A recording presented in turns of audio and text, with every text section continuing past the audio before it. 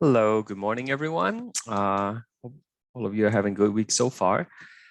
We will start Unit 3 today, and the first lesson on Unit 3 is the urinary system. So everything in Unit 3 is kind of challenging compared to the earlier units that we've done. So, as usual, I encourage you to ask questions and look at the recordings and study early to prepare for the quiz and for the final test. So before we go into the study guide, maybe I do a quick review of what the kidney is and some of the key things that you should know before we dive into the more detailed aspect of the course. Okay, so I'm just gonna do some drawing. Feel free to draw along. I think drawing things out in anatomy really helps you understand the concepts a little bit better. So we have the abdominal aorta coming down. Abdominal aorta coming down from the heart, and it's going to branch into your renal artery. Okay, and each renal artery is going to supply blood into each of the kidneys. Okay, so you have a kidney on the left side of the body, and then you have another one on the right side. Okay, we're looking at it from the front, so that's why left and right is again mirror imaged. And when the blood goes in, it gets filtered, and afterwards it's going to come back out through the renal veins shown here in blue, and then it's going to go back up to the heart. Okay, so this is going to basically become the inferior vena cava. Okay, and this here is the renal vein. Okay, so again, blood's going to come down, right? It's going to go in to the kidneys, and then after it goes through a network of blood vessels, they're going to come back out, and it's going to go back up to the heart like so. Okay. So there's more to know about the blood circulations. Maybe we'll go through it later, but let's take a look at the kidney. Okay, like if I draw the kidney out, we're going to look at the inside. Okay, so here we go. There's the kidney. Okay. Now the kidney is protected by a thin layer of fibrous connective tissue. It kind of forms like a casing around it. Okay. That casing is called the renal capsule. Okay. It's just like a tough material that protects the kidney. If you ever go to like supermarkets, go to like the meat section, they actually, you might find like animal kidneys, right? They might sell like pig kidneys or like even chicken kidneys, and you can poke on them and you can see it's kind of bouncy on the surface. Okay, so that's the renal capsule that you're poking at. It gives it a little bit of elasticity to it, and provide some protection for the kidney. So that's the renal capsule. Now inside the kidney, it is going to have a bunch of these little triangles. Okay, little triangles. So actually, it kind of looks like a slice of lemon, right? I guess. So these triangles. Anybody know what the triangles are called? This whole triangle. Renal pyramid. That is the renal pyramid. Thank you. Renal pyramid. Okay, so the renal pyramid are found on the inner portion of your kidney. Okay, between the renal pyramid are these spaces. Okay, so those spaces, they are called, you know what, let me move it over here.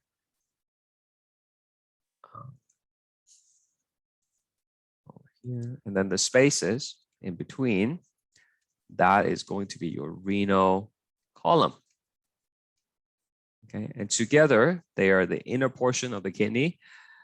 We call that the renal medulla. Okay. The outer portion, this part here, that is the renal cortex. So in general, many organs has like an outer layer and an inner layer. The outer layer is generally called the cortex, and the inner layer is called the medulla. Remember the brain, the cerebral cortex. Right? It's talking about the outside of the brain. Later on, we'll learn something called the adrenal gland, which actually sits on top of kidney.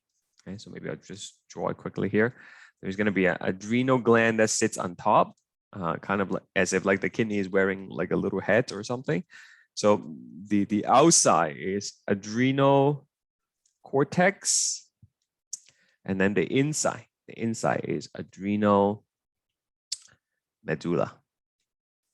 Okay, so adrenal gland, the inside secretes things like, you know, epinephrine, right, or adrenaline, and then the outside secretes hormone like aldosterone, which we'll talk about later on in the tutorial. Okay, but everybody understand the difference between like renal cortex and the renal medulla, and that the renal medulla is made up of two parts: the triangles, which are the pyramids, and the spaces between them, which are the renal column. Okay. Now, to understand the function of the kidney, you should know that the renal cortex has lower osmolarity, right? Saltiness. That's basically what this word means. Okay. And then the renal medulla has higher osmolarity. Okay. This difference is important for the normal function of the kidney. Okay, so please remember that. Let me draw this thing out again. All right, so at the tip of the each of the pyramid, okay, there is little cavity. Okay, that is called the renal papilla. Renal papilla. Hold on. My Zoom ribbon is in the way. I gotta move that away. Papilla. Okay. So what's going to happen is urine is going to be produced in the renal pyramid, and they're going to drip towards the renal papilla. And then from the renal papilla, they're going to go into another space. Okay, they're going to go into a smaller, narrow cavity, okay, and that is called the minor calyx. Minor calyx. Okay, and from the minor calyx is going to go into a bigger opening, which is like this area here.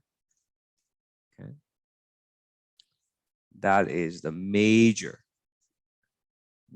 calyx. Okay, so as you're producing urine, the urine is going to go towards the papilla, into the minor calyx. All the minor calyx will merge together to form the major calyx, and then from the major calyx, it is going to go into this area here called the renal pelvis, and then finally the urine's going to come out of the kidney. Can somebody tell me what this thing is? This tube that's coming out from the kidney? That's right. That's a ureter.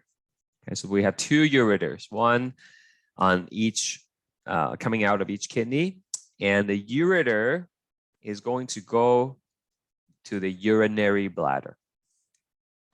Okay, so maybe another smaller picture here. That's kidney coming out from it. That's the ureter. Okay, ureter. ureters.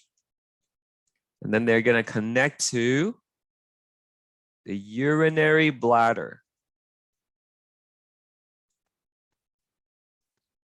Okay, and then from there, it's going to come out of the body. So that's the urethra. Okay, 2 ureters, 1 urethra, and then it comes out. Okay, this would be like the P. Any question about the kidney anatomy? Okay, that's a really quick summary recap of things that you should be aware of. Any question about that before we go on further? Just 2 minor things. This one, I think they call it renal pelvis. And the other one, you said that from the bladder, I think that was slip of the tongue. You said on ureter. That should be urethra, right? This one? No, not this one. From the bladder. This one? No. Sorry. You said that from ureter is going to the urinary bladder, right? Yeah. And then from the bladder, I think it was slip of the tongue. You said that 1 ureter. That should be urethra, right? Yeah, urethra. That's right. Yeah. 2 ureters and 1 urethra. Okay. Thank you. Any other comments, questions? Wonderful. Okay. So we have these little things in the kidneys, okay, called a nephron. Okay, a nephron is basically the functional unit of kidney. Okay, what that means is something is a functional unit. It means it's is the basic structure that enables the organ to function the way that it's functioning. Okay, so the function of the kidney, one of the functions anyways, is to produce urine, right? So the unit, the structure that's producing the urine is basically a nephron. Okay, so you have millions of these nephrons found throughout the kidney. Okay, so a nephron, like the actual thing, is very twisted up, okay, very convoluted. Okay, it's called like a crazy straw. But when you open it up, okay, when you spread out the nephron, usually you will see it being drawn like this. Okay, so it's if you stretch it out, then it would look something like this. Okay, so here we have what we call the Bowman's capsule. Bowman's capsule. And then we have the proximal tubule. Again, right? Like I'm going through this relatively quickly because it's just a recap, right? You got to watch the video yourself later. Here, this thing that forms a loop, that's called the loop of Henle. This one is the distal tubule. And finally, that's the collecting duct. Okay, so in the body, like this would fold back up on itself and it's all kind of twisted up. Okay, let me see if I have a picture of that to quickly show you what it looks like. I don't think I mean, this one will have to do. Okay. So right here. Okay, so you see this beige looking color thing, that's the nephron. It's very, very twisted up. Okay, and you can see part of it exists in the renal cortex, and then the loop of Henle goes down to the renal medulla. Okay, so let me just draw this out for you again in a simpler way so you can get oriented. Okay, so this is your nephron, okay, the thing that's going to be producing the urine. So this is your kidney. Where is the nephron? Well, the nephron is going to be somewhere here. Okay, so you're going to have the Bowman's capsule, proximal tubule, loop of Henle, distal tubule, and then the collecting duct goes all the way down. Okay, I'm going to draw another one here. Bowman's capsule, proximal tubule, loop of Henle comes back up, distal tubule, collecting down. Okay, so you will have like 1 million of these things in each of the kidney. Okay, this is of course not to scale, right? The actual nephron is much, much smaller. Is that okay?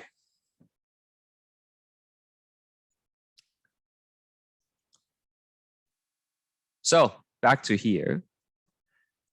We will have a blood vessel that feeds blood into the nephron. Okay, so there is a blood vessel that comes in.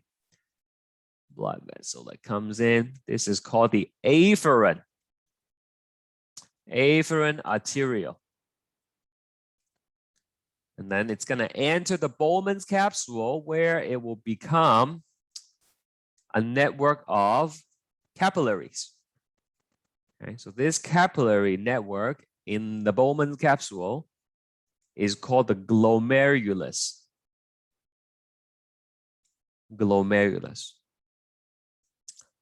And then the blood vessels will come back out. Okay, so afferent arteriole goes in. The one that comes out is going to be sorry, let me just move this out of the way. The one that's coming out is going to be the efferent arteriole. Okay. So the blood goes into the glomerulus.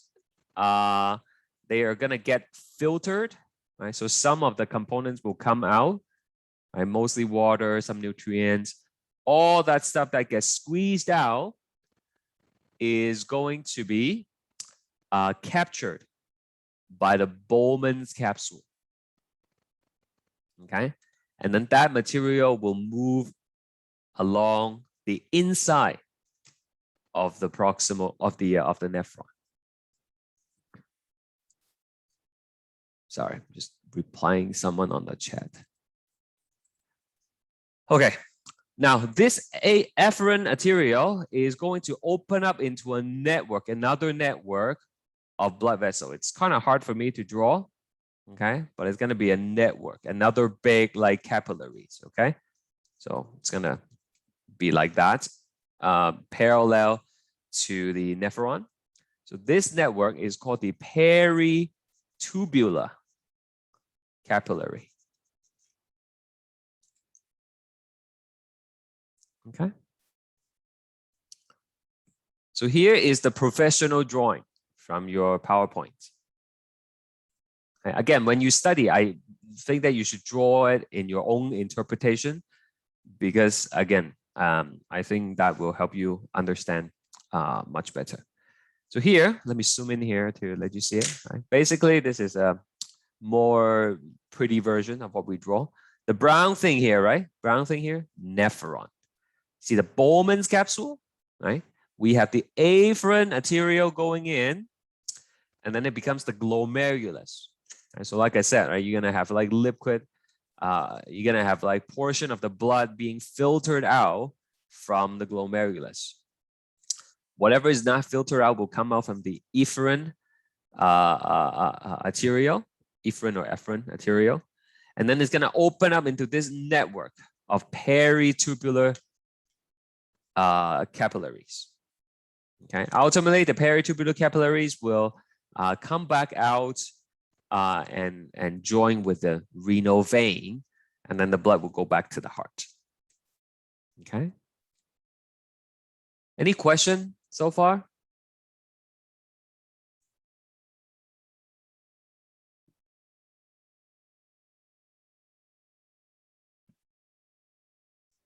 Okay. So what's going to happen is the material that gets filtered into the nephron, that's called the filtrate. Okay. So that's another big word you should know, filtrate. And that's basically the stuff, fluid inside the nephron. Okay.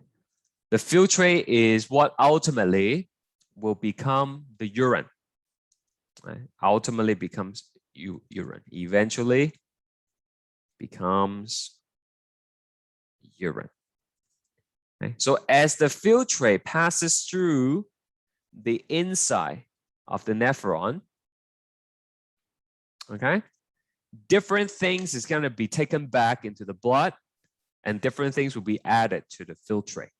Okay, and this fine tuning, this adjustment will happen along the entire length of the nephron.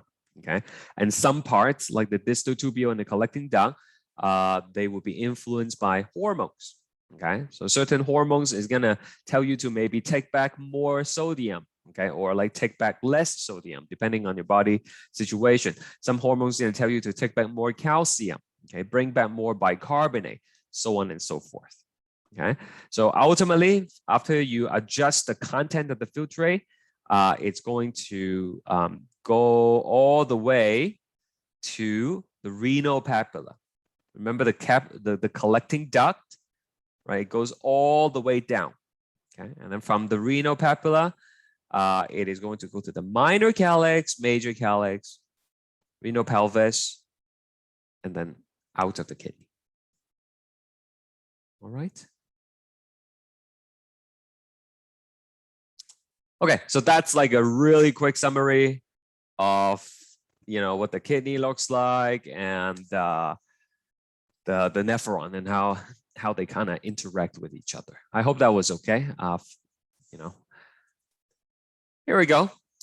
Back to the study guide. First question, list 3 functions of the urinary system. So for the urinary system, we think of it as making urine, right? Okay, but that's only one of the functions. Okay, there are other more subtle things that we don't really think about. So first one is the excretion. Excretion, okay, which is basically removing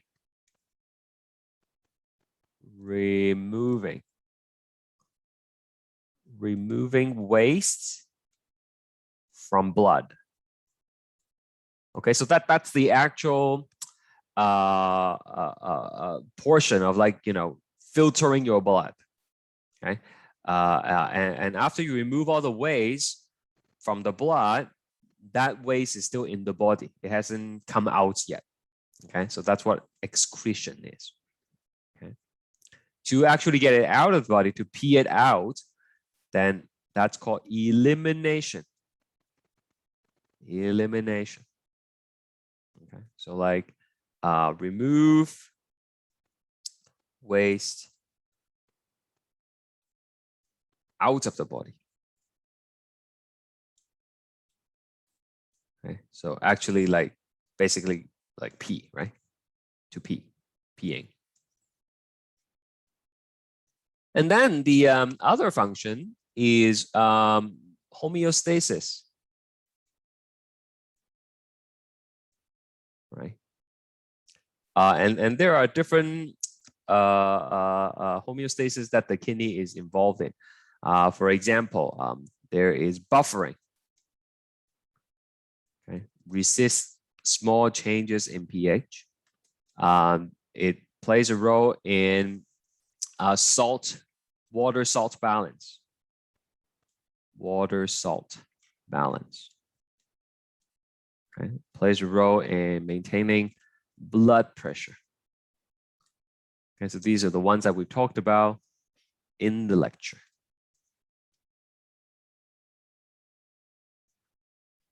Next, list the parts of the nephron in the order that filtrate passes through. Remember, filtrate is the fluid inside the nephron. It's what's ultimately going to become the urine. So we started at the Bowman's capsule, capturing everything that's coming out of your glomerulus. And then from that, it is going to go into the proximal tubule.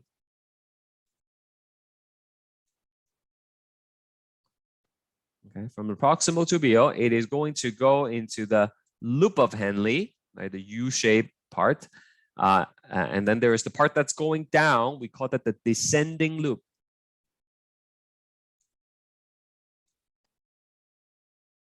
descending loop.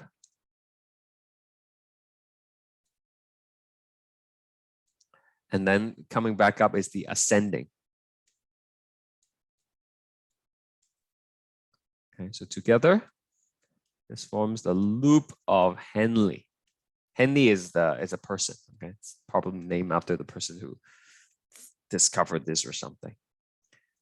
After the ascending loop, it's going to go into the distal tubule and to the collecting duct.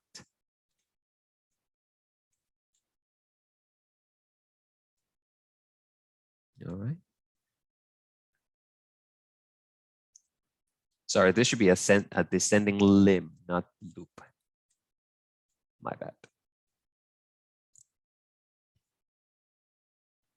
After the filtrate leaves the collecting duct, you cannot modify it anymore. Okay, that's like essentially the final product. That's the P that's going to be coming out. You cannot adjust it anymore. You cannot, add things to it or take things back from it.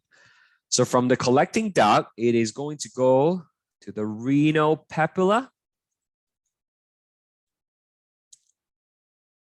From the tip of the pyramid, right? That's called the renal papilla. And then it's going to go into the minor calyx. Multiple minor calyxes is going to join into the major calyx. Renal pelvis. Out the kidney into the ureter. Goes into the urinary bladder. And then through the urethra, it's going to come out of the body.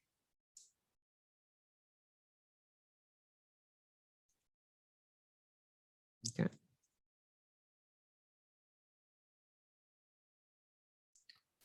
Blood vessels. Okay, so let me just grab a picture to remind you what the blood vessels look like.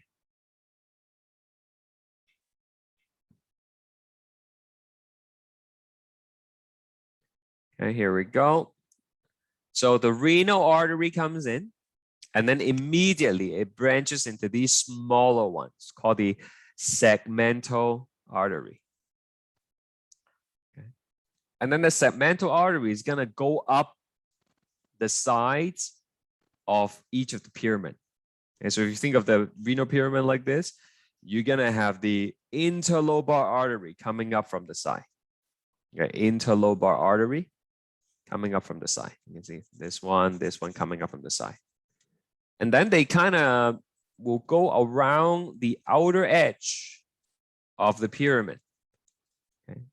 This one here, that's the cortical radial artery, right here, the CRA. Okay. And then branching off from the CRA are these little hair-looking things, hair-looking arteries. Those are the cortical. Oh, sorry. I'm sorry. This one here, the one that's on the outer edge, that one is the arcuate, the arcuate artery. Okay. Where is that on the picture? It's down here. Okay, arcuate arteries. It's talking about the outer one. Okay.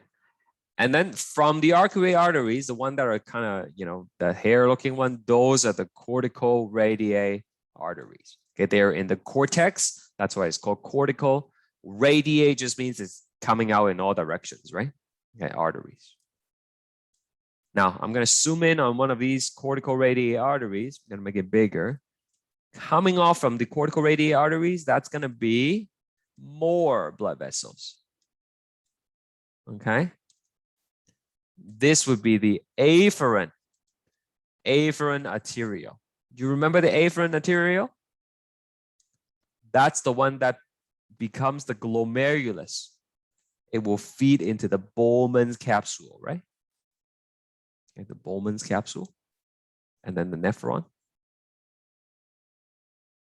And then from there, it's going to come back out to form the efferent. So just one more time. From the renal artery, it goes into the kidney, and then it becomes the segmental. The segmental will then travel up along the sides of your pyramid. Right? So this one is the interlobar artery. Okay. Then they form an arch on the outside, the arcuate, an arc, right? An arc. And then we have the cortical radiate artery, the CRA. Coming off from the CRA, you would see these little sideway ones. Those are the afferent arteriole, and each one of them will feed into the glomerulus, which would then be surrounded by the Bowman's capsule. So to fill this in, from the renal artery, we are going to have the segmental artery. I'm just going to put A, okay? And then we're going to go up the sides of your pyramid. That is the interlobar artery.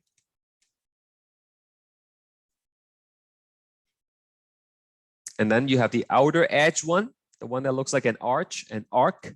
So arcuate artery. Interlobar, arcuate. And then you have these little hair looking ones. So that would be the cortical radiate artery. And then I'm going to zoom in on one of these, and you have the sideway ones. Okay, these sideway ones.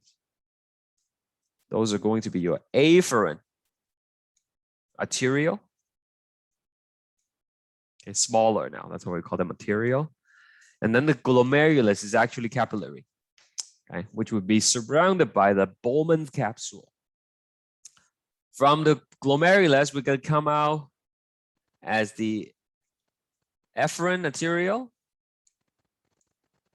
Okay, can someone tell me where are we going to go after the efferent arteriole? What structure? What blood vessel? Anybody?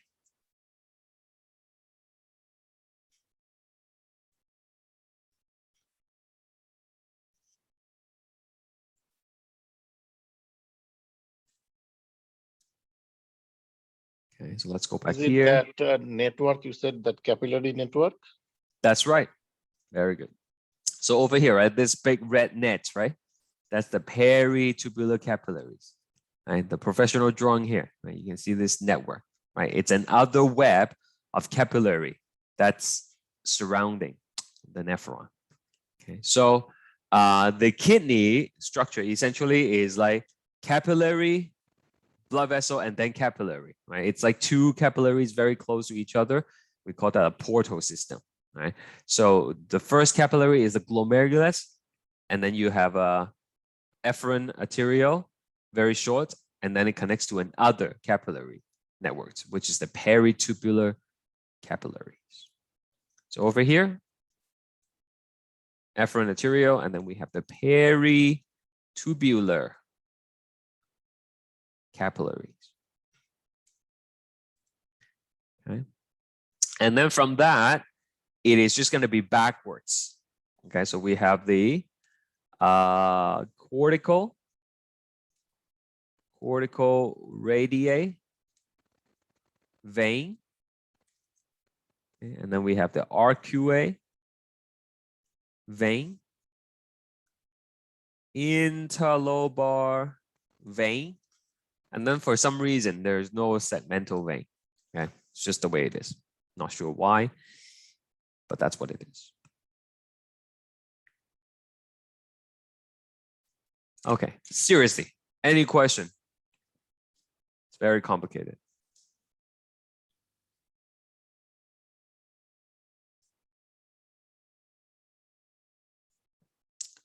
Okay, everybody's happy. Let's do some, let me see if I have any polls. We just did this though. Maybe we'll come back to it. Okay, it's still kind of fresh. Okay, so next we have a table here that talks about you know, the 3 steps that are involved in urine production. Right? So when we want to produce urine, there's filtration, which is a very non-selective process. And then we have absorption to take back some of the stuff that we've lost that we would like to keep. And then we have secretion, which is things that we want to get rid of from the blood, but we kind of missed it in the earlier step. Okay, so together, 3 steps. So first step is filtration. Where does filtration take place? Well, filtration only takes place at the glomerulus. Okay. And you know, what is the direction? Filtration takes things from blood, and then it will get filtered, and it becomes the filtrate. Okay. So that is the process of filtration. Absorption happens at the proximal tubule, the loop of Henle, distal tubule, as well as collecting duct, basically the rest of the way. And what happens is we will take things from the filtrate and then put it back into the blood. Okay, so some of the stuff that we filtered, we would like to take back. We would like to put it back in the blood. And there is actually a lot of good nutrients that got lost in the filtration process. Okay, we lost some glucose, we lost some amino acid. So we want to take them back. We want to absorb it back. Okay, so sometimes it's also called reabsorption or resorption to bring it back. Secretion. Right? So you add more things to the filtrate. This also happens at the proximal tubule, not the loop of Henle, but the distal tubule and collecting duct. So this is going to, again, take things from blood and then put it in the filtrate. Okay, so what's the difference between filtration and secretion? This is more controlled. Okay, this one is relatively non-selective. Relatively non-selective. Okay.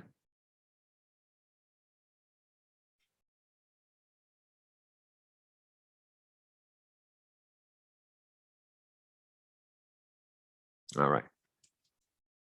So let's talk about what exactly happens in each of the steps here. Renal corpuscle. And just to remind you what a renal corpuscle is, we have the Bowman's capsule, which is the first part of the nephron. We have the afferent arteriole going in, becoming the glomerulus, and then the efferent arteriole coming out. Okay, so the renal corpuscle is the Bowman's capsule plus the glomerulus. That becomes the renal corpuscle. Okay, so renal corpuscle is Bowman's capsule plus glomerulus. Like sausage and bun becomes hot dog. So what happens at the renal corpuscle? Well, we just talked about it, right? Okay. We have what we call glomerular. This word is really hard to say. Glomerular filtration takes place. Okay. So like I said, this process is relatively non-selective. Okay, there is not a lot of control to it. Okay, you end up losing a lot of things you want to keep. You end up not filtering things that you want to get rid of. It is primarily driven by blood pressure. Okay, so think of like a water hose with holes in it. The higher the blood pressure, the faster the water is gonna get squeezed out, right? So essentially, the glomerulus, the walls of the glomerulus are very, very leaky, very porous. Okay, so with high blood pressure, all these things are gonna get squeezed out. Okay, so normal blood pressure in capillaries are quite low. Okay, like remember when we talk about capillary exchange, right? The blood pressure, it's like about 30 to 15, right, from one end to the other, right? So in the glomerulus, it's much higher than that. Okay, maybe almost double. So what gets filtered out and what does not get filtered out? Well, things that are too big are not going to be able to come out. So things like proteins, okay? Proteins and blood cells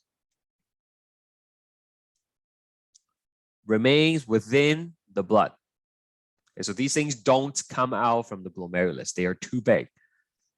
Okay, so what does come out? Well, mostly water. We're going to have some electrolytes like sodium. We're going to have some glucose. Okay, and then you will have maybe some amino acid.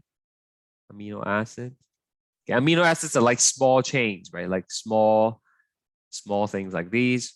Proteins is like the whole glob, right? So the entire protein is too big. It's not going to be able to come out, but the amino acids will be able to come out, some of them. Okay. Now, it does not mean all the water is going to come out, all the glucose is going to come out, right? Like if that happens, then, you know, our blood's going to be dry, right? So not everything in the blood will get squeezed out from the glomerulus. You know, maybe we're talking about just a small percentage of the water. Remember, this is like a continuous process that happens like throughout the day, right? Okay, so your blood will continuously be filtering these things out from the glomerulus. So what happens in the end? Well, this the result of this process creates a protein-free plasma. And what does that even mean? Remember a long time ago, seems like a long time ago, when we learned about blood, we spin the blood down and then we have the hematocrit at the bottom, right? And then the top portion, right? Do you remember what the top portion is called? Top portion here? Plasma. That is the plasma. Plasma. So what do we have in the plasma? Well, plasma is mostly water, it has dissolved minerals, some glucose, and a lot of proteins. So if you minus the protein from the plasma, then it's basically the filtrate that we just produced, a protein-free plasma. So this happens at the glomerulus, at the renal corpuscle, and we're gonna be, you know, dumping all these things out. Right? So in the lecture, I said it's like cleaning out your closet or something. Okay, you're gonna take a bunch of clothes from your closet and then you're gonna dump it out on the floor outside. Okay, it's a non-selective process. You're not gonna clear it out 100%. Okay, so in the same way that the blood's going in, you're not gonna, you know, filter 100% of it. Some of it will stay within the blood, but then you're gonna take out a bunch of stuff. So proximal tubule, right? Of that big pile of clothes that you just took out from the closet, right? Many of which you probably want to keep, right? So you will fold it back and then you can put it back into the closet nicely. So that's basically what's happening at the proximal tubule. Of all the stuff that came out that got filtered in the first step in the glomerular filtration, right? There are the glucose that we want to take back. There are the water that we want to take place. So take back, right? So what happens at the proximal tubule is absorption take place. Okay. Again, sometimes it's called reabsorption because you're like retaking it back. Doesn't really matter. Okay, so absorption take place. How much? How much of it are we going to take back? 60 to 70% of the volume filter of the filtrate will be taken back to the blood. It will be taken back to the blood. Now, how are you going to take back this stuff and put it back into the blood? Right, back to the blood. Okay, I should add here via the peritubular capillary. And remember that network, right? That big red net that I drew around the nephron, right? That's the peritubular capillary. Right? So all that stuff that you take out from the nephron, it's going to go back into the blood through the peritubular capillary. So what does the process involve? It involves both passive and active transport. Okay, so some parts you're gonna just use like diffusion, and then some parts you're gonna have to use ATP. And the process actually is tightly regulated by hormones.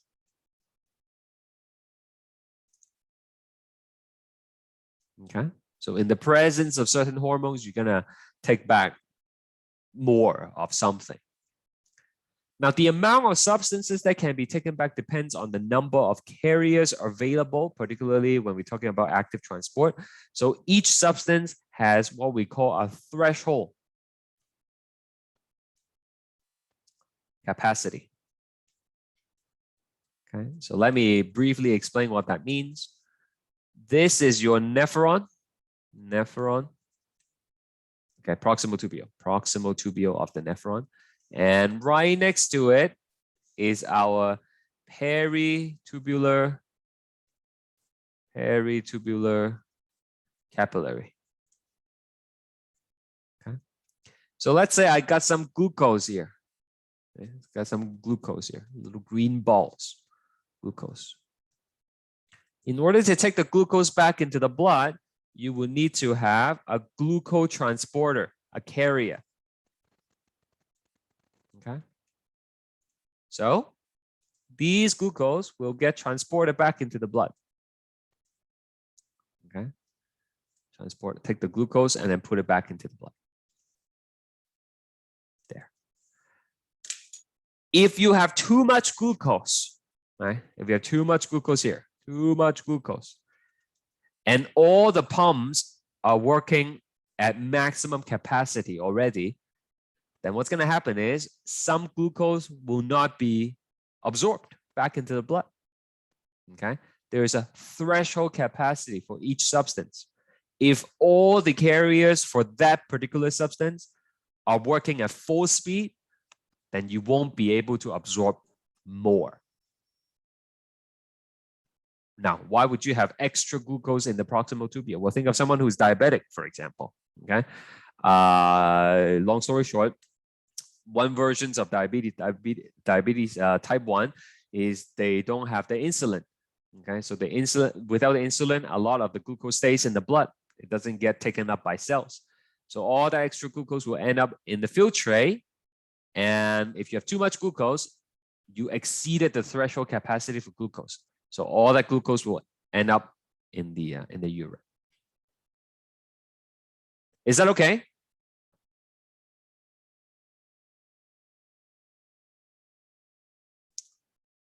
Second point. If you have a substance in your filtrate that we don't have a carrier for, then you won't be able to take it back into the blood. Okay. An example of that is like caffeine. Okay. If you drink coffee, there is no caffeine transporter in the proximal tubule.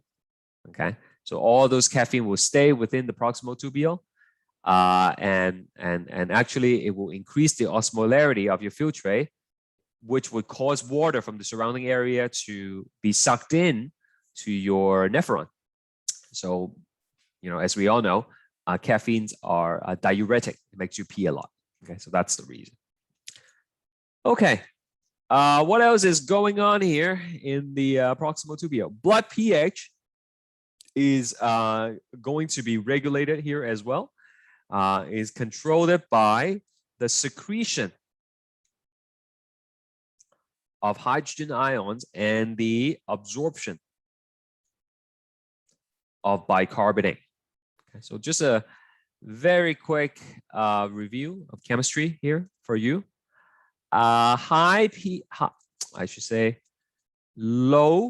Low H plus means high pH, which means basic.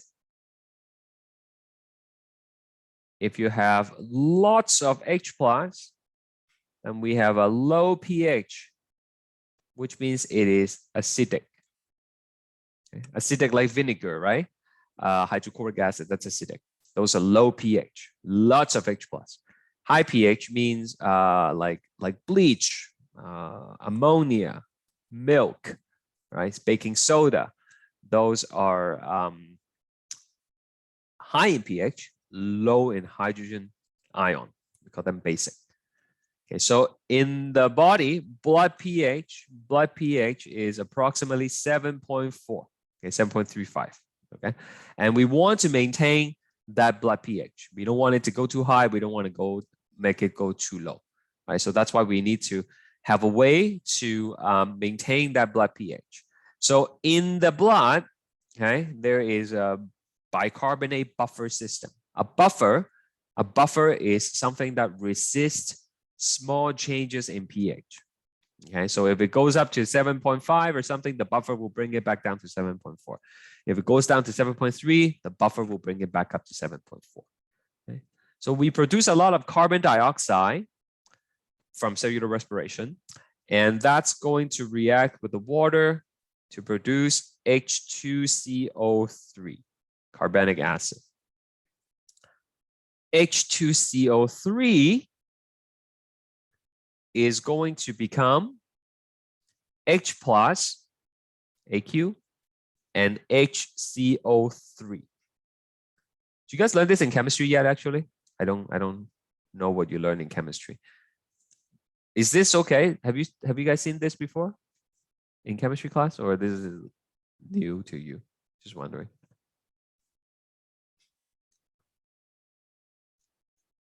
Okay. So what's going on here? Well, this equation can go forward or backwards. Okay. So what happens is, let's say you have acidosis. Acidosis. What does acidosis mean? Osis means too much in the blood. So acidosis means too much acid in the blood. Okay. So therefore, too much H plus. So what can we do about it? Well, at the proximal tubule, blood pH is controlled by secretion of H plus. So we have too much H plus. We're gonna take the H plus and we're gonna get rid of it. Put it in the filtrate. Okay, and at the same time, we want to reabsorb. We're gonna reabsorb the HCO3 from the filtrate. So first part should be easy to understand. Now we have too much H plus making our blood acidic. So we want to get rid of the H plus. It makes sense to, secrete it. Okay, I assume that part is easy to understand. You might wonder, how does reabsorption of HCO3 going to help with the situation?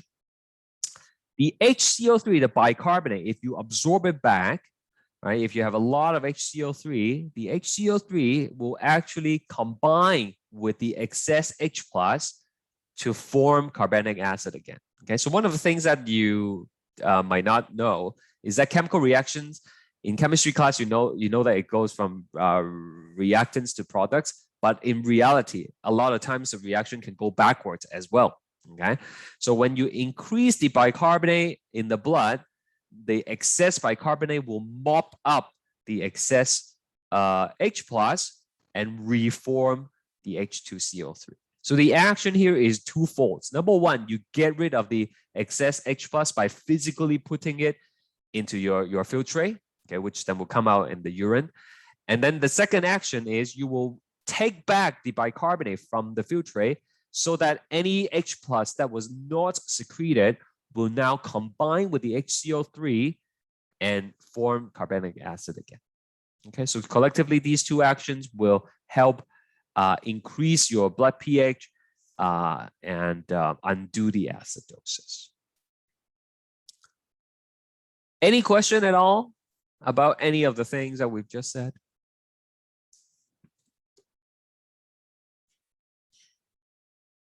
Okay, well, let's do some polls just so that we can take a little break. Where is my poll button? Right here. Okay, this should be very straightforward.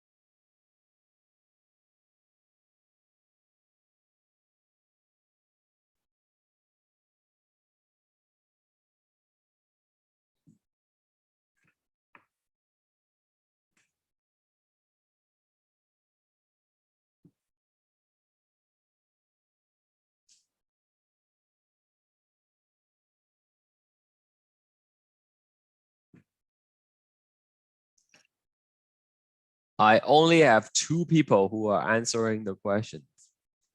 Anyone else want to try?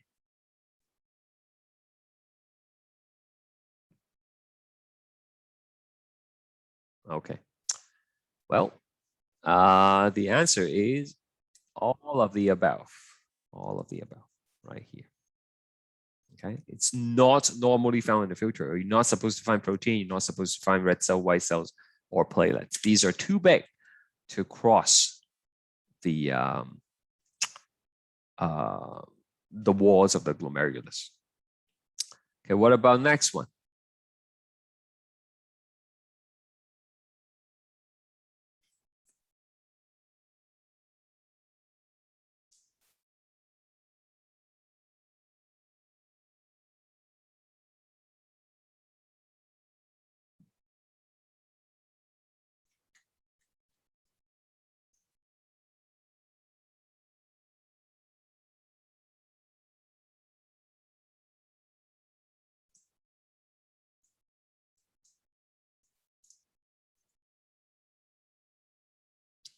Okay, so thank you for the 2 of you who are actually trying these. That is, yes, the peritubular capillaries. Okay, so those are easy questions. We'll do more, the harder ones later. Now, I should let you know that, like, I don't know, what's the right word? Like historically, I guess. Quiz number 3, has very, very low average. Okay, so this course has been run since the pandemic, like the online version of it has been run for I think like this must be like the sixth section of the course already, and you know, statistically speaking, quiz number 3 is very low average. Okay, we're talking about like, you know, in the low 50s for the class average. I'm not sure why. So for that reason, quiz number 3, which will happen in 2 weeks, by the way, I'm gonna give you 2 attempts. 2 attempts. Okay. But is going to be the average score of the 2 attempts. Okay. So for example, if you get like 80% on the first try and you are happy with that, then don't do a second attempt. Okay, because if you get a second attempt, if you do a second attempt and then you get 70 on the second attempt, then your final score is going to be 75%. Okay, it's going to bring your average down. Okay. On the other hand, let's say you get like 50% on the first try and you're like, I don't feel too good about that. I just want to try again.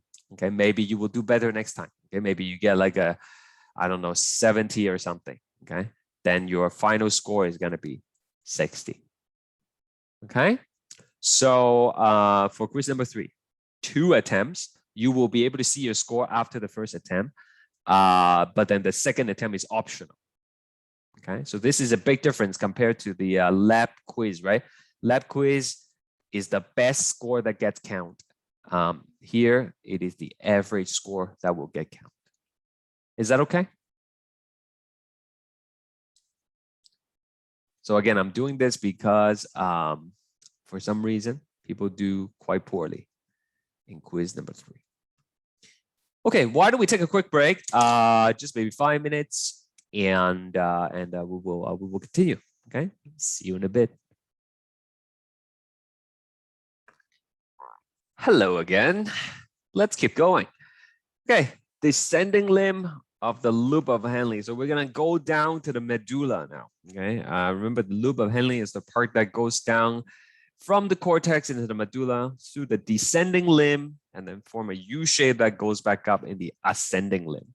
Okay, so what's going on in the descending limb of the loop of Henle?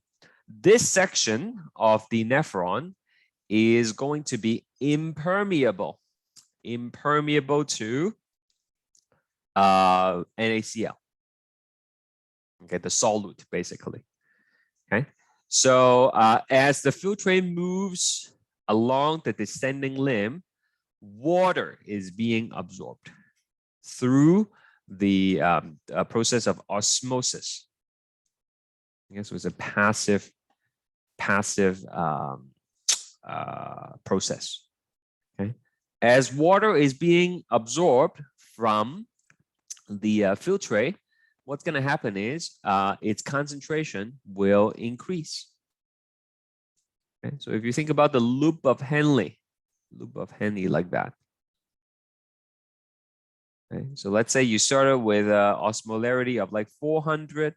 As you go down, it will get higher and higher, 600, 800, and then like maybe like 1,000. These are just arbitrary numbers. Okay. So if you visually think about this, the urine concentration, it's going to be more and more concentrated as we go down the loop of Henle. Okay. It's going to be more and more concentrated, and then it's going to be the most concentrated at the bottom down here. Okay. And that's important to know. Okay. Highest osmolarity at the bottom of the loop of Henle. Okay. So if I have to summarize the function of the descending limb in one sentence, it is basically absorption of water.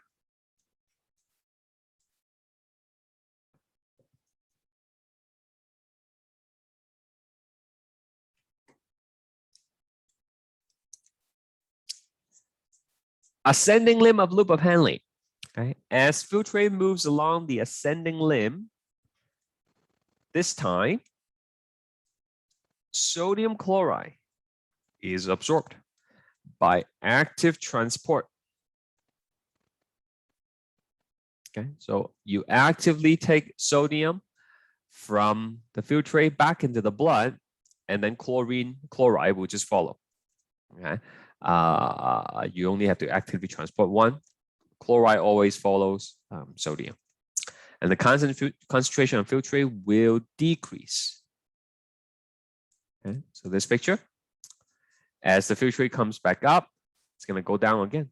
Okay, so it's going to become like 800, 600, and then 400 again. So by the time you finish going through the proximal tubule and then the loop of Henle, 80 to 85% of what you've lost in the filtrate will now be taken back into the blood. Okay, so now it's time for fine adjustment, for fine tuning, which is going to take place at the distal tubule and the collecting duct. Okay, so the distal tubule and the collecting duct are generally impermeable to solutes, and the adjustment can only be made by hormones. Okay. How much you absorb and how much you secrete is controlled by various hormones. And we learned two, right? There is the aldosterone. And then there's another one. Anybody remember what the other one is? Aldosterone and the other one?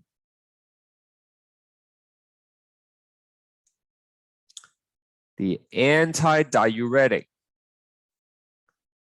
hormone, or ADH for short. Okay, so just to give you a heads up, right? From now to the end of the course, we will slowly be introducing hormones more and more, okay? And ultimately, when we get to lecture 12, it's going to be a summary of all the hormones we've learned, plus a few more. So every time we learn a hormone, it's important that you fill in the hormone chart. You might even want to consider making your own hormone chart booklet. Okay. By the end, we're done with the course. We would have about like 20 some hormones that we would have learned. So every time you do a hormone, you have to think about the location of secretion. You have to think about the stimulus and the effects on targets. Okay. More on that later. So that's it. That's it for the urine production process. Any question before we move on?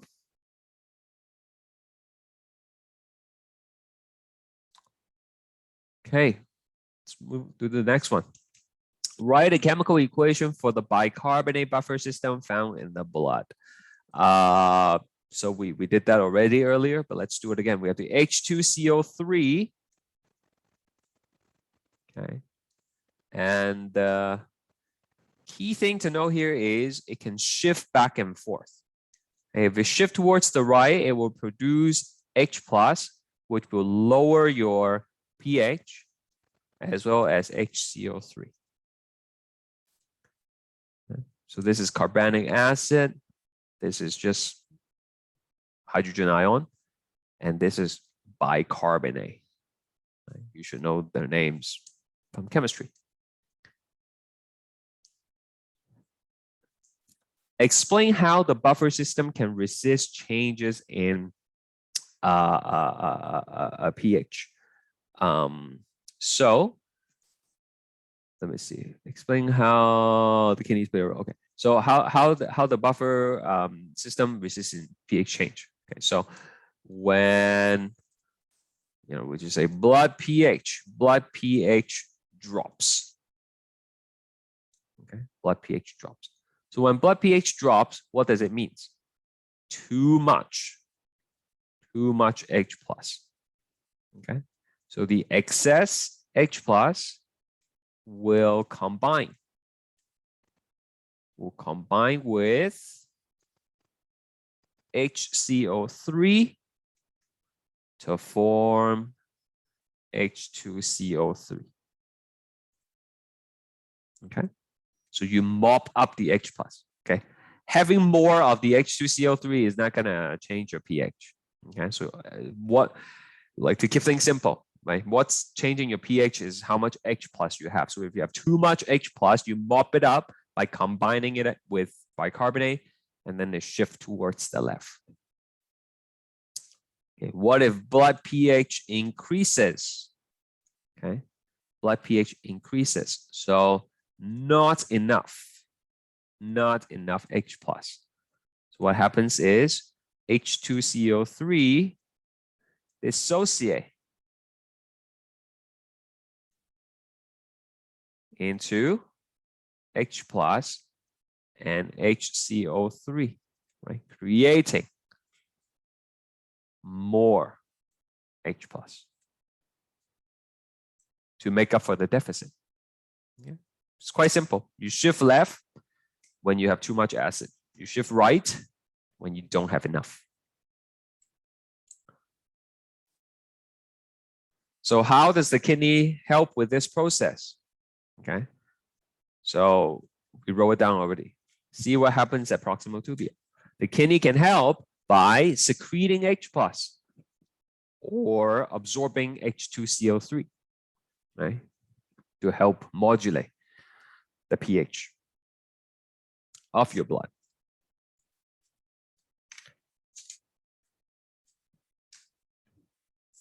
Okay. So someone was asking about the buffer system earlier. Is that okay? Is there any follow-up question, or you're good now?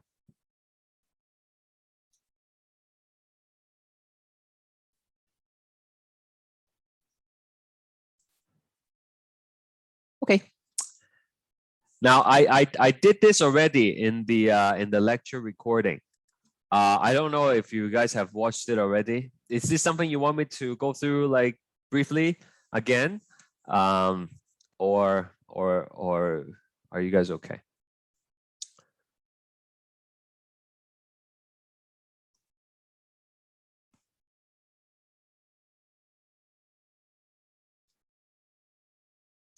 All right.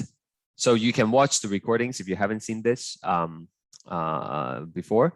It's very important that you understand this one. Okay.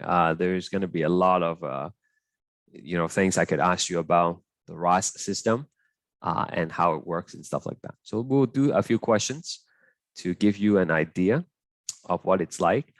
But actually, before that, we should also talk about the hormones.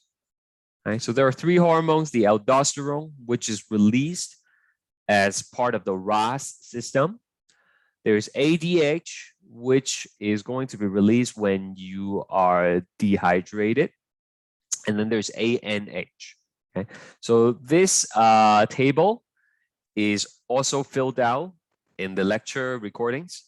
So you should watch that and fill it out yourself. But I'm going to give you a quick summary of what's going on here. Okay. So basically, we have to maintain blood pressure homeostasis. Okay, so I'm going to do it right here. Homeostasis. Excuse me. Homeostasis for blood pressure. Okay, we want the blood pressure to be, at the regular level, right? 120/80, for example. So what's going to happen if your blood pressure goes up? Okay, so if you have increased blood pressure, can you think of some reason why your blood pressure is going to increase? Anybody?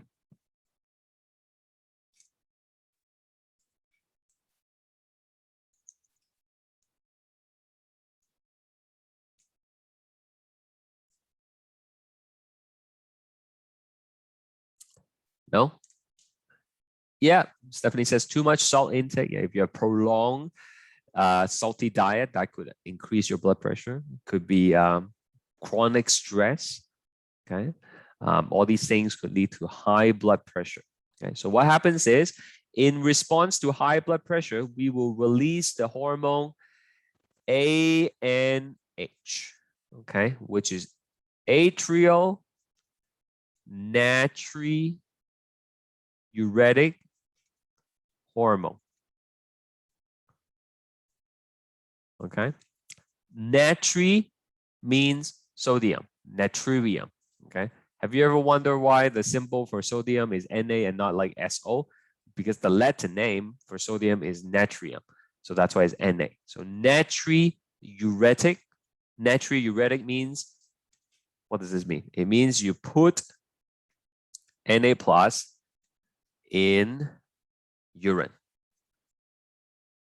Okay, so this is from the cells in the atrium. Okay, what's going to happen is the ANH is going to bring the blood pressure back down. How does it do it? It's going to secrete.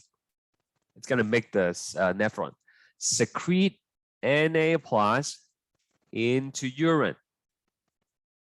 Okay, once you have the Na plus in the urine, H2O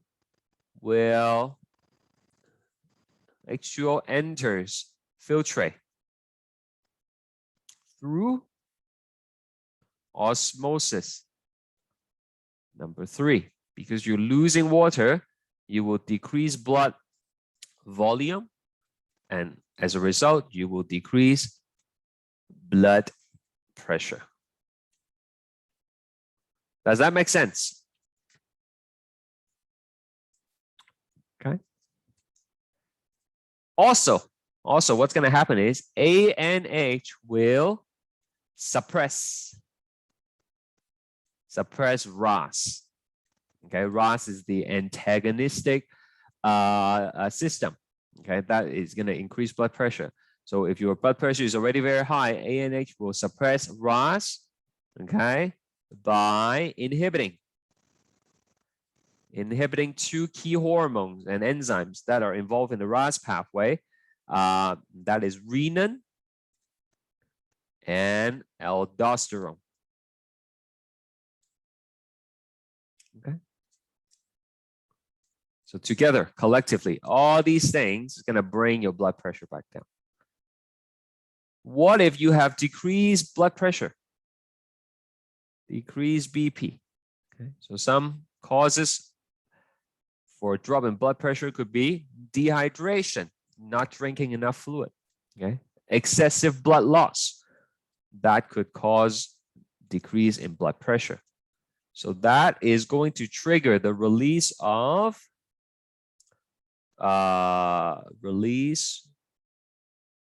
aldosterone, right? Through activation of RAS. Okay, and then it's going to bring the blood pressure back up. How are you going to do that? Well, it's actually gonna be the exact opposite of this. So instead of secreting H plus into the urine, into the filtrate, I should say, filtrate. Okay, what we're gonna do is we're gonna absorb Na plus into blood at the distal tubule and collecting duct. And number 2, water enters blood through osmosis.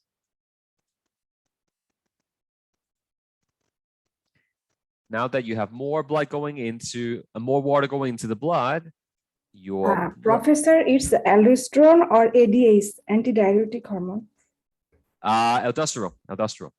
Okay, because the aldosterone is going to increase your blood pressure, right? Okay, I know why you think is ADH, because I said dehydration, right? Okay, so I think to kind of remember here is the two are kind of related. So if you're dehydrated, you will also trigger the release of ADH. But if you are so dehydrated to the point where your blood pressure drops, then you're gonna need aldosterone, okay, to increase your blood pressure. Okay, so blood volume is gonna increase, and number 4, your blood pressure is also going to increase. Okay.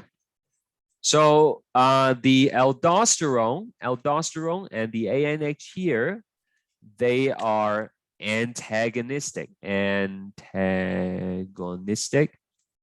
hormones.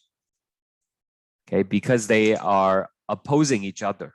Okay, to maintain homeostasis. Okay, so one will bring it back down, the other will bring it back up, depending on what the trigger is. Is that okay? All right, let's try some of the harder questions from the poll and see. Let's see what's gonna happen if you have high ANH. Okay, what's gonna happen immediately if you have high ANH?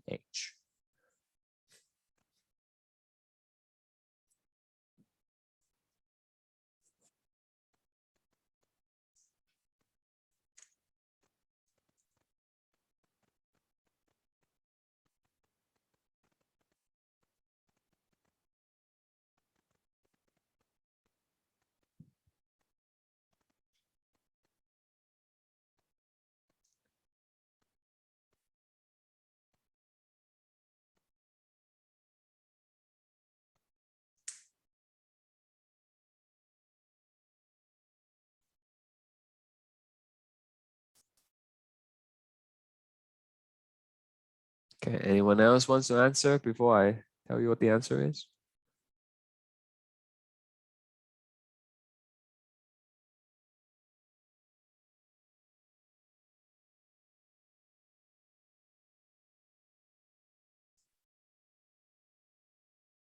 I think the usual people already participated. So we have, you know, kind of all over the place.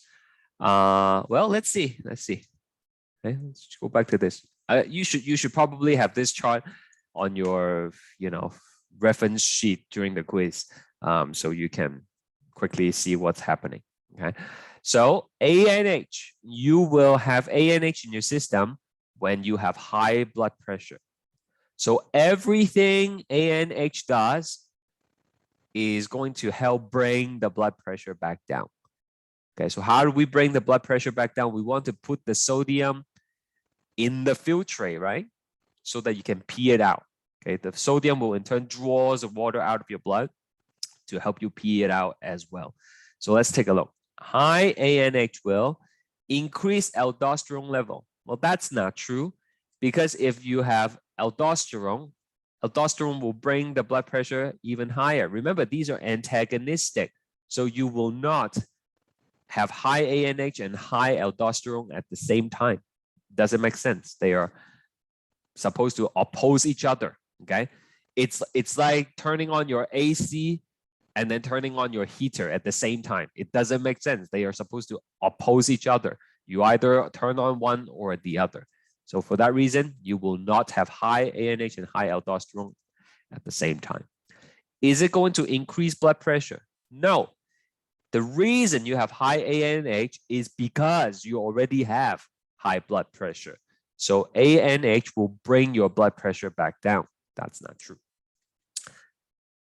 How are you going to bring the blood pressure down? You are going to put the sodium where? Are we going to put the sodium in the pee, in the urine, or are we going to put the sodium in the blood? Remember, wherever sodium goes, water will follow. Okay, so it does not make sense to decrease sodium in the urine because we want to get rid of the sodium, right? In fact, the name tells you it does that. The N, the natriuretic.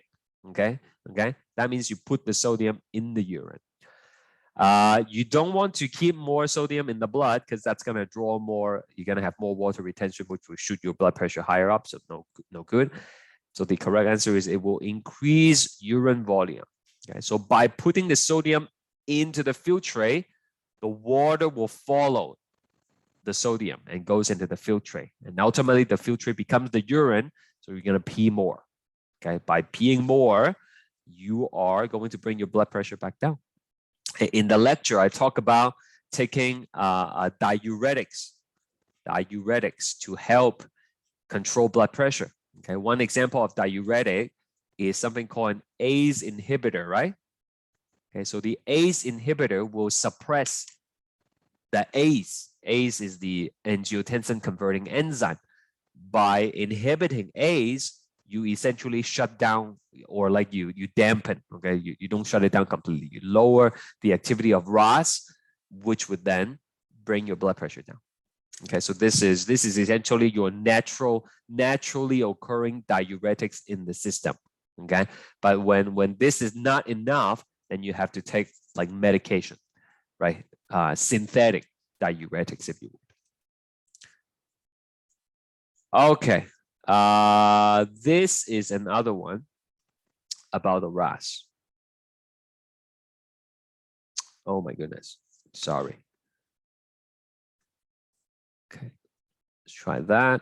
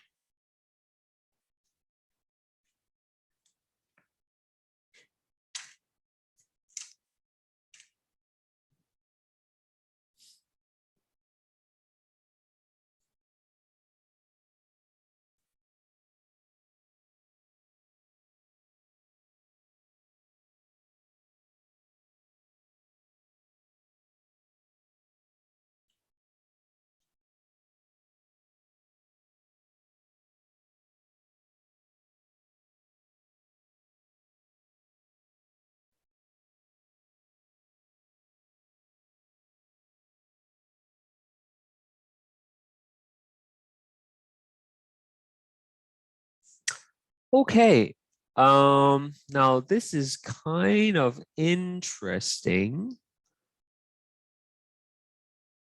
All of you, well, the three of you who answered the question, says drinking several glasses of water will trigger RAS. Can like one of you tell me why you choose A? Because I want to understand what you're thinking in order for me to explain why that is not true. Okay. So, anybody? I think it's I like Mohammed and Stephanie and probably a Sutana. One of you is the one who participated, right, in the poll. So do you want to tell me a little bit about why you chose this one? I just chose blindly. I was actually away a few minutes, but when I came, I read. So I did not see really what you taught. So I just took a chance. It's water related. So just like that. Okay. So no particular reason. What about other people? Like, Stephanie, did you choose this one for a particular reason, or again, I'm just trying to understand why. I think I was going to choose something, but then the poll went away. So I don't know if it automatically went Okay, to okay. Avery. All Yeah. right, so maybe I'm just thinking too much then. Okay, so here, thank you, both of you. So here is the answer, okay? First, we have to understand why we activate RAS, okay? The purpose, we should probably write this down. Purpose of RAS, okay, purpose of RAS is to increase blood pressure. Okay, that's the purpose of RAS. Okay. So when would you trigger RAS? You would trigger it when your blood pressure is low. Okay, so triggered by triggers of RAS, low BP. Okay, so which of these will result in low BP? Okay, drinking several glasses of water. Nope, it's not gonna do that. Okay. Shoveling on a driveway for several hours on a cold winter day, maybe. Mowing the lawn several hours on a hot summer day, eating a pizza, sleeping. Okay, definitely not sleeping. And eating a pizza, yes, there is going to be some sodium, but then it's not going to lower your BP. Okay, so which of these is going to lower your BP? Shoveling on a cold day or mowing the lawn? Well, one of the reasons for low BP is dehydration, right? Okay, so which one are you going to dehydrate faster? Well, obviously, it's going to be the hot summer day one, right? Because you're going to be sweating excessively. If you don't rehydrate, that's going to trigger the RAS. Okay, shoveling on a cold winter day, you're not going to sweat as much, right? You might sweat a little bit, but certainly not as much as a hot summer day. So that's the answer. Okay, let's do another one. Now this one, I have to remind you what's going on. Okay, so when you have low BP, low blood pressure, you are going to release renin, okay, from the JGA, the juxtaglomerular apparatus. Okay, and then what renin does is it will convert angiotensinogen. It will convert it into angiotensin 1. And all this, again, is covered in the recordings. And then from angiotensin 1, we're going to convert it into angiotensin 2. And to do that, we need ACE, which is from the lungs. Okay, so that's the pathway. Okay, so keep that in mind when you do this question. Right. Let me launch the poll for you. Okay, go ahead.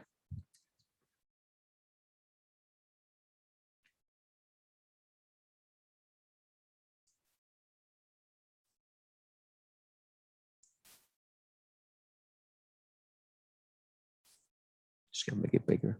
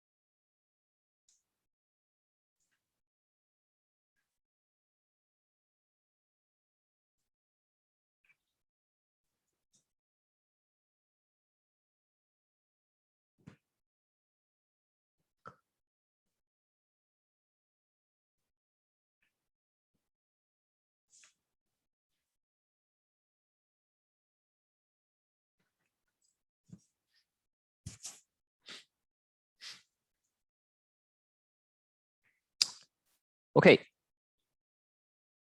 let's see. So here it says if the level of renin in the blood is high, so high renin and then low ACE, okay, what's gonna happen? Okay. So high renin high renin means you will be converting angiotensinogen into angiotensin 1. Okay, but then you will have low ACE.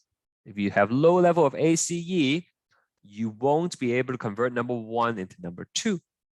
So what's going to happen is you will have low angiotensinogen because it will get converted into angiotensin 1. This would be high. And then because you don't have enough ACE, you will build up the angiotensin 1 and you won't be getting angiotensin 2. So the answer is low, high, low, which is right here. Okay, that's the answer. All right, let's do another one.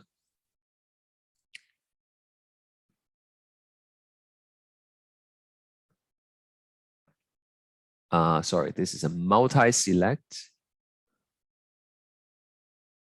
Go ahead.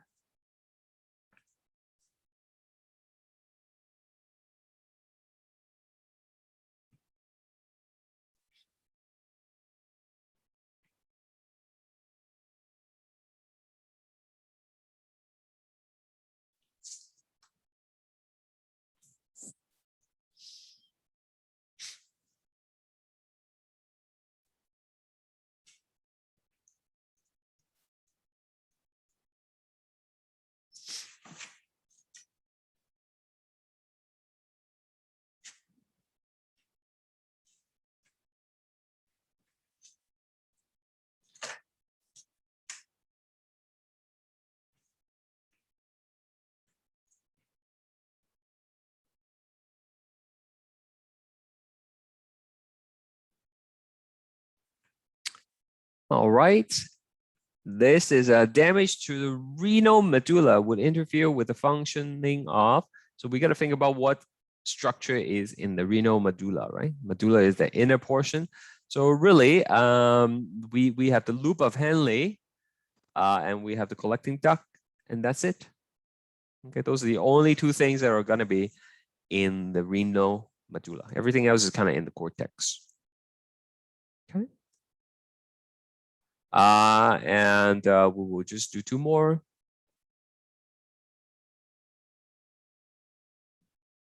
This was really lengthy.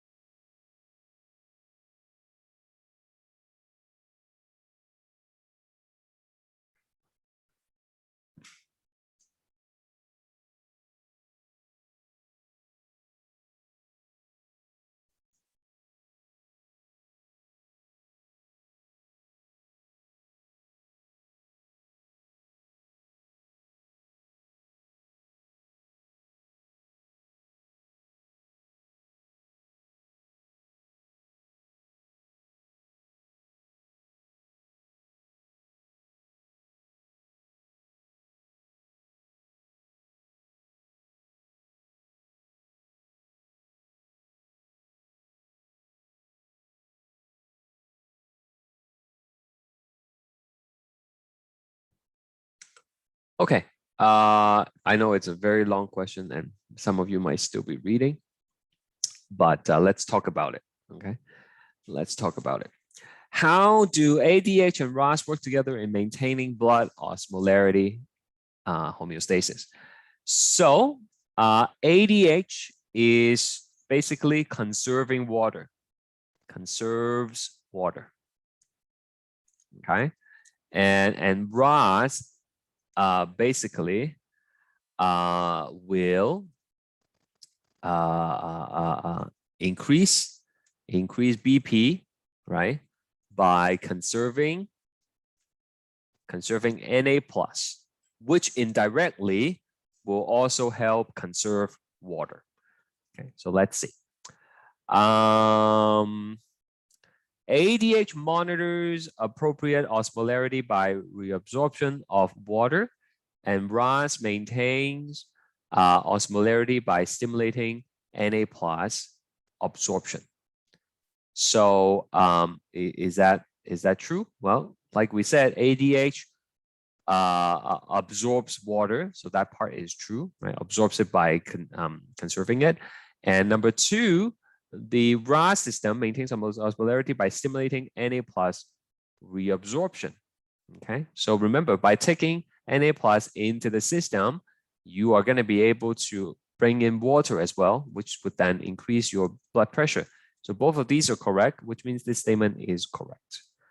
Next one, ADH and RAS work antagonistically. Okay, ADH stimulates water resorption during dehydration.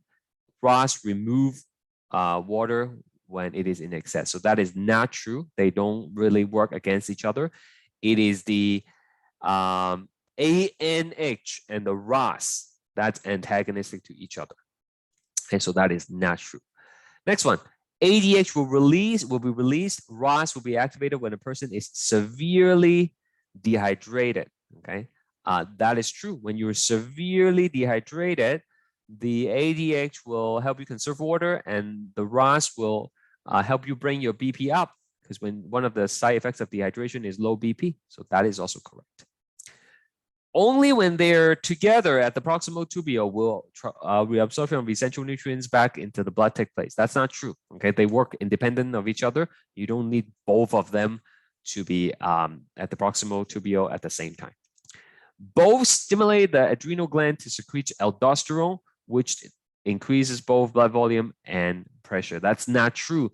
Only the RAS involves aldosterone. ADH is its own thing. It does not have anything to do with aldosterone at all. So the answer is the first one and the third one. Okay, and here is the last one. I will just talk about this one with you. Diuretics are drugs sometimes used to treat individuals with hypertension, high blood pressure. These drugs inhibit the reabsorption of Na plus ion by the loop of Henle. What effect would this have in the osmolarity in the nephron? Okay, so reabsorption of Na plus takes place on the ascending limb. Okay, so if you block that, if you block the reabsorption of Na plus, then the excess Na plus will stay within the filtrate. Remember that picture I drew over here with the urine right here, right? So, oops. Now I'll come back. Okay. So when, oh my goodness, what is going on? Okay, my pen is going crazy. But as we're going up, we are going to be reabsorbing the Na plus, which causes the osmolarity to go down again, right? So if the drug blocks this action, then the osmolarity of the filtrate will continue to remain high. Right? It's not going to go down to 800, 600, 400. It's going to maintain at like 1,000. Okay, so let's see if any of these will make sense. Over here, osmolarity will be higher than normal in the collecting duct. Well, that's the answer. Okay. And let's see why the rest is not going to be true. Osmolarity will be higher than normal in the descending limb of the loop of Henle. The action is at the ascending limb. It has nothing to do with the descending limb, right? The descending limb is just absorption of water. So we're not changing that part. Osmolarity will be lower in the proximal tubule. Again, proximal tubule is way before the ascending limb, not going to be affected. And finally, osmolarity would be lower than normal in the collecting duct, which is opposite to the correct answer. So this is the correct answer. Okay. So again, this is a very complicated lecture, especially when you look at the hormones and the system and the pathways. Make sure you have time to review that. And when we come back next week, if you have questions, we can certainly talk more about it. Now, next week is going to be a little bit different because next week is going to be the the muscle and the bones, okay? But I don't have a recordings for the muscle components. I only have the recordings for the bones, and it's already like 5 different videos, a lot of it, okay? So I will be teaching you the muscle component during the tutorial next week, okay? As well as taking up the study guide from that portion. So I will post the lecture slides for the muscle later on. But again, there's no recordings for that. You will have to come to the tutorial to see it. Okay. Well, that is it for this week. As usual, if you have any question, please reach out to me. Otherwise, have a good week. See you all next time.